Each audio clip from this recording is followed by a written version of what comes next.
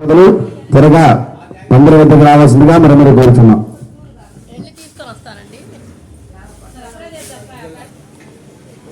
అందరికీ కూడా మన యొక్క వరసిద్ధి వినాయక స్వామివారి యొక్క నవరాత్రుల మహోత్సవంలో భాగంగా మన విఘ్నేశ్వరుడు సర్వ కార్యవలన్నింటినీ కూడా సిద్ధింపజేసేటువంటి వాడు కాబట్టి ఆ కార్యవలన్నీ కూడా దిగ్విజయంగా పూర్తి చేయడం కోసం మనకి భూమండలంలో మనకి విఘ్నేశ్వరుడుగా ఉద్భవించినటువంటి మహాగణపతిస్తూ ఉంటాం.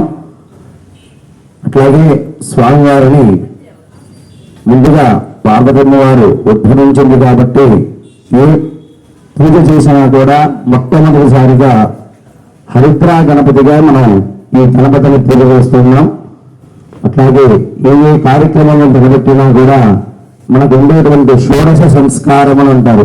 ఈ షోడశ సంస్కారాలన్నింటినీ కూడా ముందుగా ప్రప్రథమనేటువంటిది గణపతికి విశేషంగా పూజ చేసిన తర్వాతే ఏ కార్యక్రమాన్నైనా కూడా తలబెడతాం. కాబట్టి ఆ నవరాత్రి మహోత్సవంలో స్వామివారికి అత్యంతగా మనం స్వామివారిని పూజించుకుంటూ స్వామివారి కృపకు పాత్రలు కావాల్సిందిగా అందరం కూడా స్వామివారి యొక్క అనుగ్రహం పొందుతున్నకు ఇది ఈ నవరాత్రులన్నీ కూడా చక్కగా స్వామివారికి దైదీప్యమానంగా మనసావాచ కర్మలతో ఈ యొక్క కార్యక్రమాలను కూడా మనం తలబెడుతున్నాం. అట్లాగే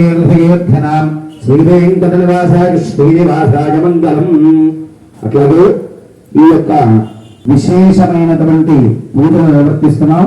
దాంట్లో భాగంగా మనము అలవేలు పద్మావతి సమేత శ్రీనివాసుని యొక్క జ్ఞానామృత కళ్యాణ మహోత్సవం కూడా అత్యంత వైభవపేతంగా మనం ఇక్కడ నిర్వహించబోతున్నాం. కాబట్టి కలవు వెంకటనాయక అంటారు. మనకి ఈ కలియుగంలో వెంకటేశ్వర స్వామి ప్రత్యక్ష దైవంగా ఉన్నారు కాబట్టి వారికి ఈ రోజు అత్యంత ప్రీతికరమైనటువంటి స్వామివారి యొక్క కళ్యాణామృత జ్ఞానామృత మహోత్సవ కార్యక్రమం నిర్వహించబడుతున్నది. కావున అందరూ కూడా ఆ కళ్యాణ మహోత్సవం కూడా చక్కగా దర్శనం చేసుకొని స్వామివారి యొక్క జ్ఞానామృతంలో ప్రతి ఒక్కరు కూడా పాల్గొంచుకొని స్వామివారి యొక్క చిరదార్థము కావాల్సిందిగా మనది కోరుతున్నాం. జయ సద్గురు జగన్నాథ స్వామికి, మాతా కోటిరత్నమ్మ తల్లికి, మాతా కోటేశ్వరమ్మ తల్లికి, మా త్రిమూర్తులకు, త్రిమాతలకు, ఏడుకొండలవాడ వెంకటరమణ